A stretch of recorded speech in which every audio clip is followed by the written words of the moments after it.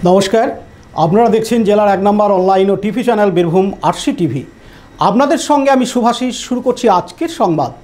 বিস্তারিত সংবাদে যাওয়ার আগে দেখে নেব সংবাদ শিরোনাম।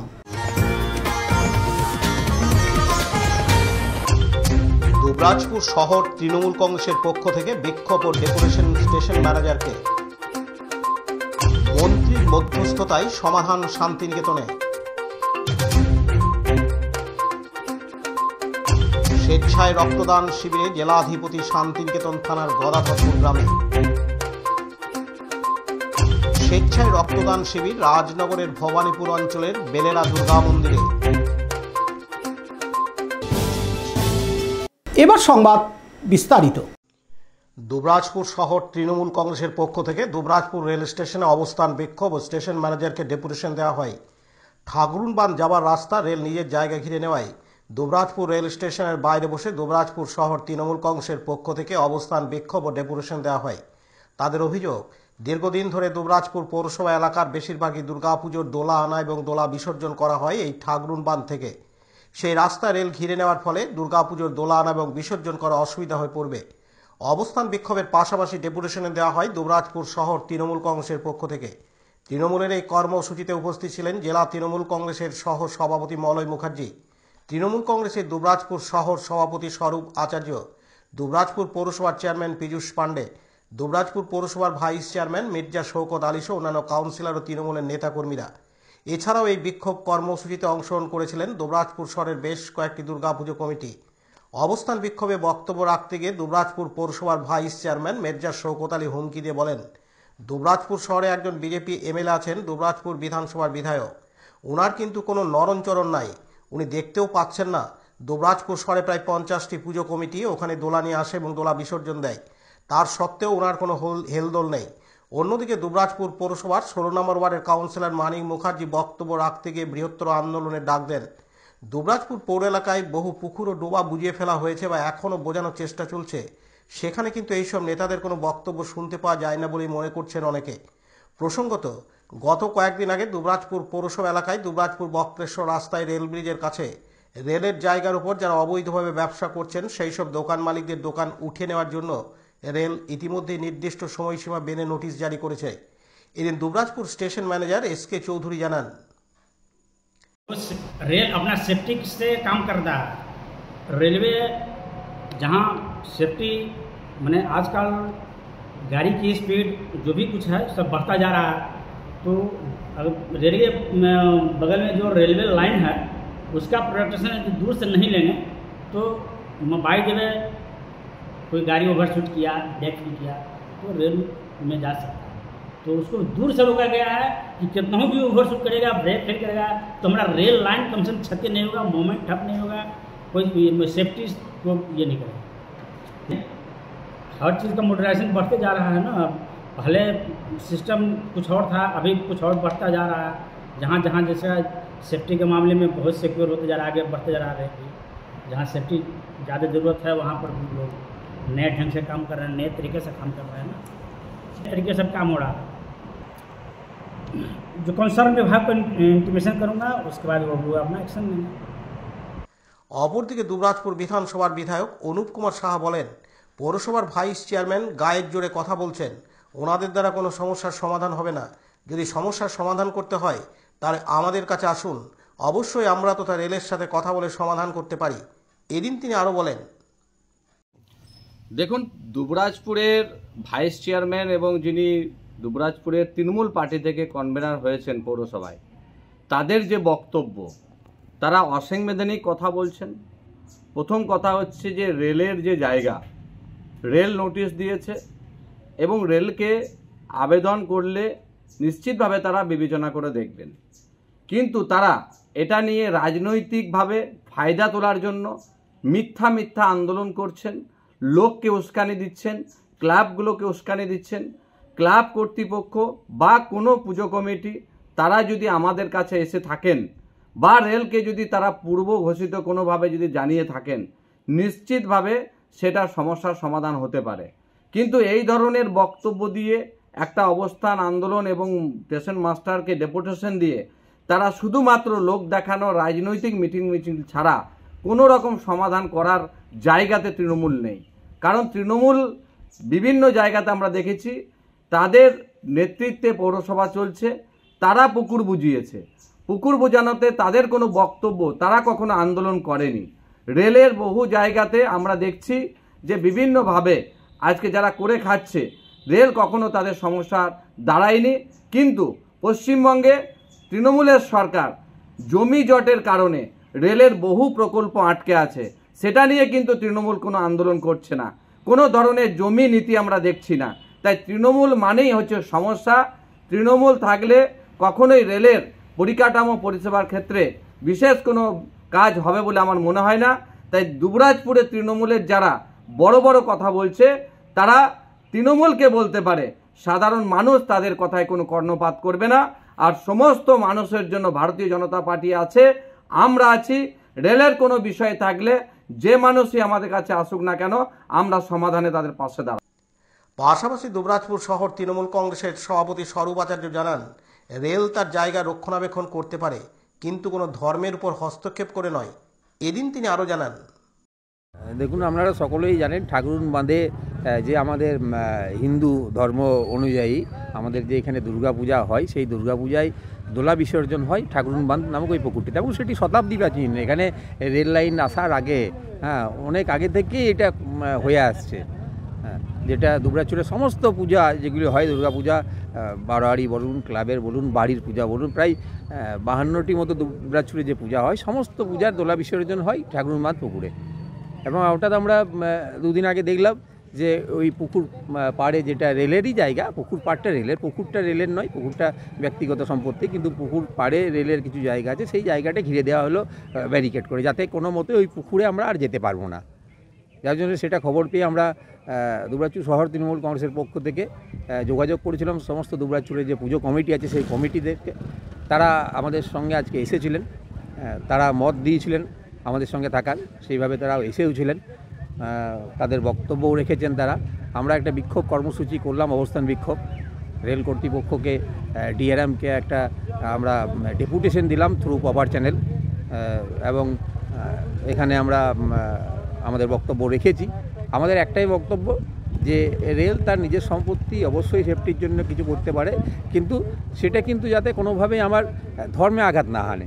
আমরা বছরে একটা দিন ওখানে দোলা বিসর্জন করি, সেখানে একটা গেট রাখতে কোনো অসুবিধা ওদের নাই, যার জন্য কিন্তু আমরা এই অবস্থান বিক্ষোভ করেছি। কারণ আপনারা জানেন যে সরকার এই মুহূর্তে, ভারতবর্ষের সরকার রয়েছে বিজেপি, তারা নিজেদেরকে ধর্মের রক্ষক বলে দাবি করে থাকে। সেই জায়গায় দাঁড়িয়ে থেকে দেখছি যে আজকে আমার ধর্ম পালন করতে বাধা দিচ্ছেন তারা পশ্চিমবঙ্গে, যেখানে। Laltu Mukherjee report, Birbhum RC TV, Dubrajpur. মন্ত্রীর মধ্যস্থতায় হলো সমাধান। সুরশ্রী পল্লী থেকে শান্তিনিকেতন আসার রাস্তায় যাতায়াতের জন্য ওই এলাকায় দুটি বড় গেট বিশ্বভারতীর তরফে বসানোর কাজ চলছে। এলাকাবাসীর অভিযোগ, বিশ্বভারতীর তরফে আগেও যে ক্যাম্পাস এলাকায় বিভিন্ন জায়গাগুলিতে গেট বসানো হয়েছিল, তা সর্বসাধারণের জন্য বন্ধ করে দেওয়া হয়। এই আশঙ্কা করে আজ রবিবার 2রা নভেম্বর সকালে স্থানীয়দের একাংশ গেট বসানোর জায়গায় বিক্ষোভ দেখাতে থাকেন। কারণ বিশ্বভারতী কর্তৃপক্ষ ওখানে পাঁচিল তুলে দিচ্ছে, যাতে আসা যাওয়া করতে কেউ না পারে।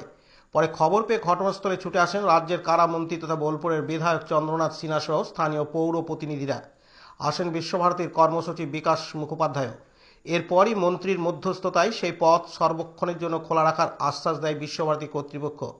এদিন রাজ্যের কারামন্ত্রী তথা বোলপুরের বিধায়ক চন্দ্রনাথ সিনহা জানান, কি হলো? আপনি দেখতে পাচ্ছেন বিশ্বভারতী আমাদের যে দাবি ছিল যে এখানে তারা একটা গেট দেবো বলেছিল, সেই গেটটা তারা আজকে মানুষের জন্য, জনসাধারণের জন্য খুলে দিচ্ছে। এবং আমরা দাবি রাখলাম এই গেট থেকে থানা পর্যন্ত, যাতে শান্তিনিকেতন থানা পর্যন্ত যাতে রাস্তাটা ঠিক মতন করা যায়, এবং তার সঙ্গে সঙ্গে কিছু লাইট ব্যবস্থা করেন। এবং বিশ্বভারতী রেজিস্ট্রার জানালেন যে এই যে এখানে যে তাঁবু দিয়ে ঘেরা আছে যে জায়গা ছাউনিটা, সেই ছাউনিটা পার্মানেন্ট স্ট্রাকচার তারা করে দেবে সিকিউরিটির জন্য, যাতে সিকিউরিটি সবসময় থাকতে পারে। এবং আর একটা, এখানে প্রায় মহিলারা 60-70 জন এসেছিলেন, তাদের একটা দাবি ছিল ড্রেনের, সেটাও আমরা দাবি করলাম। উনি বললেন এগুলো কোনো অসুবিধা হবে না, এই কাজগুলো আপনাদের 3টে ছোটো ছোটো দাবি, একটা ড্রেন, একটা রাস্তা আর লাইট। এবং ওনারা আর একটা দাবি যোগ করলেন, মানে আমরা না চাইতেই সেটা পেলাম, যে একটা পার্মানেন্ট সিকিউরিটি স্ট্রাকচার। সেটা আমরা হয়তো 1 মাস পর দাবি করতাম, কিন্তু ওনারা বুঝতে পেরেছেন যে এই দাবিটা ভবিষ্যতে আসবে, তাই আগে থেকেই এই জায়গাটার ব্যবস্থা তারা করে দিন বলছি। অন্যদিকে স্থানীয় বাসিন্দা এক মহিলা বলেন, হবে ওই দিকটা অনেকটা ঘুরে যেতে হবে। আমাদের ছোট ছোট ছেলেপেলে আছে, এই দিক থেকে স্কুল যাওয়া আসা হয়, সকালে মর্নিং স্কুল যেতে হচ্ছে, আবার সামনে হসপিটাল এইদিকে আমাদের কাছে হয়, প্রচুর আমাদের অসুবিধা হয়ে যাবে। কাজে যাচ্ছে সবাই, এবার ওই দিক থেকে তো আসা তো সম্ভব নয় না, রাত 10টা 9টা বেজে যায়, আসবে কি করে মানুষের? ওইদিকে চুরি ছিনতাই সব হয়, ওইদিকে বলা হয়েছে, ওরা কাগজ কলম করে নিয়েছে, বলছে আগে থেকে একটাই গেট থাকবে, ওইদিকে এই দিকটা ঘিরে দিচ্ছে। কাজী আমিরুল ইসলামের রিপোর্ট, বীরভূম RCTV, শান্তিনিকেতন। এখন বিজ্ঞাপন বিরতি, ফিরে আসছি বিরতির পর। দুবরাজপুর শ্রী শ্রী রামকৃষ্ণ আশ্রম পরিচালিত অভেদানন্দ সেবা মঙ্গল হাসপাতাল বীরভূম জেলার বুকে একটি অন্যতম সেরা চক্ষু হাসপাতাল। এখানে প্রত্যেক দিন স্বল্প মূল্যে অত্যাধুনিক যন্ত্রপাতির সাহায্যে অভিজ্ঞ চক্ষু বিশেষজ্ঞের দ্বারা চক্ষু পরীক্ষা ও চক্ষু ছানি অপারেশন, ফেকো মাইক্রো সার্জারি করা হয়। এছাড়াও এই হাসপাতালে অতি স্বল্প মূল্যে যাবতীয় পরীক্ষা নিরীক্ষা, যেমন রক্তের সমস্ত রকম পরীক্ষা, ECG, USG, থাইরয়েড পরীক্ষা করা হয়। এখানে অতি স্বল্প মূল্যে চশমাও তৈরি করা হয়। এছাড়াও এখানে প্রত্যেক দিন বিনামূল্যে অন্যান্য রোগেরও চিকিৎসা করা হয়। আমাদের আদর্শ শিব জ্ঞানে জীব সেবা। যোগাযোগের নম্বর 9382571046 অথবা 9564554959 অথবা 7407405155। ঠিকানা অভেদানন্দ সেবামঙ্গল হাসপাতাল, ওয়ার্ড নম্বর 4, দুবরাজপুর, বীরভূম। ফিরে এলাম বিরতির পর। বীরভূম জেলার শান্তিনিকেতন থানার অন্তর্গত নানুর বিধানসভার গদাধরপুর একটি ছোট্ট গ্রাম। যে গ্রামে 15টি ঘর আছে, 70 জন বসবাস করেন সেখানে। তার সত্ত্বেও প্রায় 150 জন রক্তদাতা স্বেচ্ছায় রক্তদান করেন। এদিন এই ছোট্ট অনুষ্ঠানে উপস্থিত ছিলেন বীরভূম জেলা পরিষদের সভাধিপতি ফাইজুল হক রূপে Kajal Sheikh, West Bengal Blood Donors সোসাইটির সাধারণ সম্পাদক কবি ঘোষ, বিশিষ্ট সমাজসেবী নুরুল হক, সমাজসেবী মানস ঘোষ, সমাজসেবী খালেক মাস্টার সহ গদাধরপুর সরস্বতী মাতা ক্লাবের সদস্যগণ ও অন্যান্য বিশিষ্ট ব্যক্তিবর্গ। এদিন বীরভূম জেলা পরিষদের সভাধিপতি ফাইজুল হক রূপে কাজল শেখ জানান, দেখুন, রক্তদান জীবনদান, এর মতো মহৎ কাজ আর কিছু আছে বলে মনে করি। আর আমি নিজেকে একজন রক্তদান সৈনিক হিসেবে মনে করি। তাই যেখানেই রক্তদান আন্দোলন হয়, যেখানেই রক্তদান শিবির হয়, সেখানেই আমি গিয়ে যারা রক্তদাতা তাদেরকে উৎসাহিত করার চেষ্টা করি। সেটাই করতে আজকে এসেছে। কাজী আমিরুল ইসলামের রিপোর্ট, বীরভূম RCTV, শান্তিনিকেতন। রক্তদান জীবনদান, রক্তদান মহৎদান। এক ফোঁটা রক্ত এক মুমূর্ষু রোগীর প্রাণ বাঁচাতে পারে। এই মানবিক বার্তাকেই সামনে রেখে আজ রবিবার 2রা নভেম্বর রাজনগর ব্লকের ভবানীপুর অঞ্চলের বেলেরা দুর্গা মন্দির কমিটির উদ্যোগে অনুষ্ঠিত হয় স্বেচ্ছায় রক্তদান শিবির। শহীদ সেনা জওয়ান সুজয় ঘোষ ও পলাশ ঘোষের স্মৃতির উদ্দেশ্যে আয়োজিত এই রক্তদান শিবিরে ছিল ব্যাপক সাড়া। এদিন মোট 40 জন রক্তদাতা স্বেচ্ছায় রক্তদান করেন, যার মধ্যে শুধু পুরুষ নন, বাড়ির গৃহবধূরাও স্বতঃস্ফূর্তভাবে রক্তদান করে সমাজে মানবিকতার এক উজ্জ্বল দৃষ্টান্ত স্থাপন করেন। রক্ত সংগ্রহে সহযোগিতা করে সিউড়ি সদর হাসপাতালের ব্লাড ব্যাংক। আয়োজক কমিটির সদস্যদের বক্তব্যে উঠে আসে রক্তদানের কথা। রক্তদাতাদের হাতে শংসাপত্র, মিষ্টির প্যাকেট তুলে দিয়ে তাদের এই মহৎ উদ্যোগকে সম্মান জানানো হয়। রক্তদান শিবিরে উপস্থিত ছিলেন চিকিৎসক ডাক্তার প্রদীপ্ত ব্যানার্জি, রাজনগরের বিডিও শুভাশিস চক্রবর্তী, রাজনগর ব্লক তৃণমূল কংগ্রেসের সভাপতি সুকুমার সাধু, সহ সভাপতি রানা প্রতাপ রায়, ভবানীপুর অঞ্চল সভাপতি জীবন আচার্য সহ দুর্গা মন্দির কমিটির সদস্যরা। এদিন রাজনগর ব্লক তৃণমূল কংগ্রেসের সভাপতি সুকুমার সাধু জানান, গত কয়েক বছর থেকে বেলেরা দুর্গা মন্দির কমিটির পরিচালনায় গ্রাম্য বাংলায় এরকম একটা রক্তদান শিবির আয়োজন করে আসছে, সেই বিষয়টা নিয়ে কি বলবেন?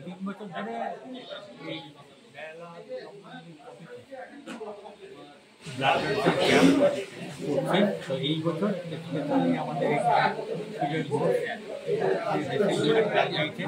তার স্মৃতির উদ্দেশ্যে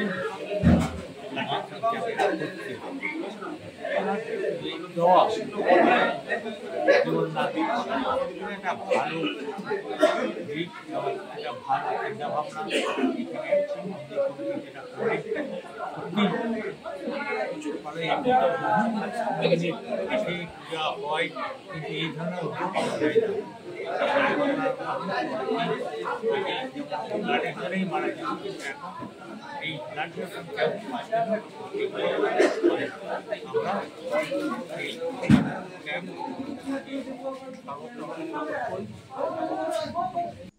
পাশাপাশি এক রক্তদাতা বলেন, বিপিন পাল ও অভ্রদীপ ঘোষের report, Birbhum RC TV, Rajnagar. আজকের সংবাদ এই পর্যন্ত। পরবর্তী সংবাদের জন্য চোখ রাখুন বীরভূম আরসি টিভির পর্দায়। নমস্কার।